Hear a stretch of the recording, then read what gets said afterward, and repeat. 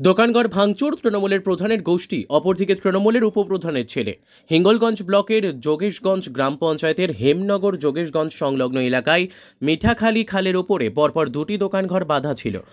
বেশ বছর 2-3 ধরে একদিকে প্রধানের স্বামী দলবল, অন্যদিকে উপপ্রধানের ছেলে দেবব্রত বৈদ্য সরকারি পিডব্লিউডি জায়গার উপরে দোকানঘর নির্মাণ করেন।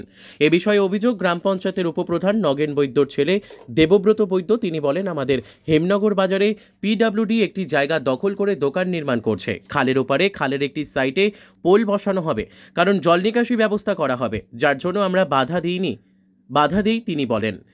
অন্যদিকে দোকানদারের দীপিকা প্রামাণিক তিনি বলেন, টাকা চাইছেন উপপ্রধানের ছেলে দেবব্রত বৈদ্য। টাকা না দিতে আবার দোকান রাতের অন্ধকারে ভেঙে দেয়। আমাকে এমএলএ সাহেব তখন বলেছিল, তাই আমি করেছিলাম। এই জায়গাটি পিডব্লিউডি তিনি অস্বীকার করেন।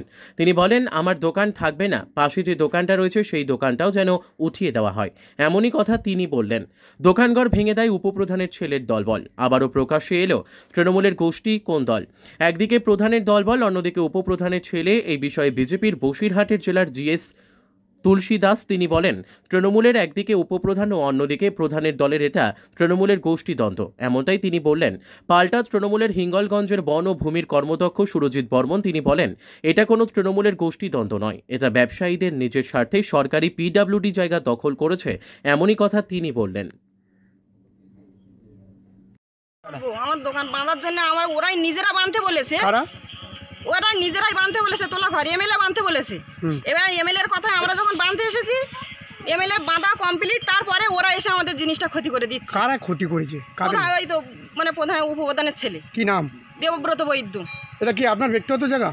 না, এটা খাল পিডব্লিউর জায়গা। আরেকটা তো পাশে, ওটাও পিডব্লিউর জায়গায় বসে আছি। কি চাইছেন এখন আপনারা? আমরা কি চাইবো, আমরা যদি না থাকি তো ওরাও যেন না থাকে এখানে। আমি যদি ব্যবসা করে না খেতে পারি, ও পাশে কেউ থাকবে না। এটা ওর মামা বলে ও থাকতে পারবে না। হ্যাঁ, এটা সত্যি। কি হয়েছিল সকালে? ওখানে আমার সঙ্গে ভীষণ ঝামেলা করেছি।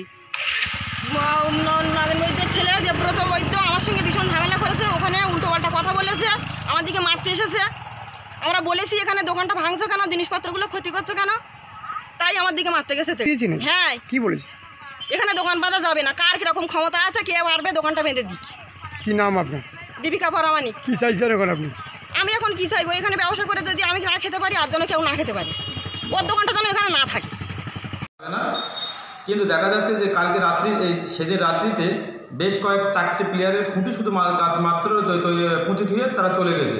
সকালবেলাতে কিছু ছেলেমেলে এসেছে বিজেপির, এবং সেখানে আমাদের মধ্যে কয়েকজন মানে আমাদের প্রধানের স্বামী সেখানে তার মদতে তার ওখানে ঘরটা বাঁধছে। কি নামটা? কল্যাণ মণ্ডল। এবং ওখানে দেখা যাচ্ছে যে ওই চরে বেশ কিছু খালের জলে তারা ভেসে যাচ্ছে। ওখানে বারবার বলা হচ্ছে যে ওখান থেকে জলটা এই সাইড দিয়ে ড্রেনেজ করা হয়। ওখানে কোন দল করেন? আমরা তৃণমূল করি। আপনার দিকে কেন অভিযোগ বারবার? আমরা তো তৃণমূল পার্টিটাই করি, মমতা বন্দ্যোপাধ্যায়, অভিষেক বন্দ্যোপাধ্যায়ের দিকেই আমরা পার্টিটা করি। কিন্তু অভিযোগ কেন হচ্ছে আপনার দিকে বারবার? আমরা তো অন্যায়টাকে প্রতিবাদ করছি, কেন বারবার বাজার কমিটি বারবার আমরা বারণ করছি যে ওই জায়গাটায় কোনো কিছু করা যাবে না, কিন্তু বেশ কয়েকদিন ধরে ওই জিনিসটা তো পাকাচ্ছে। এখানে একটা গন্ডগোল পাকিয়ে এই ঝামেলাটা তৈরি করার চেষ্টা করছে। আপনার নাম? আমার নাম দেবব্রত বৈদ্য।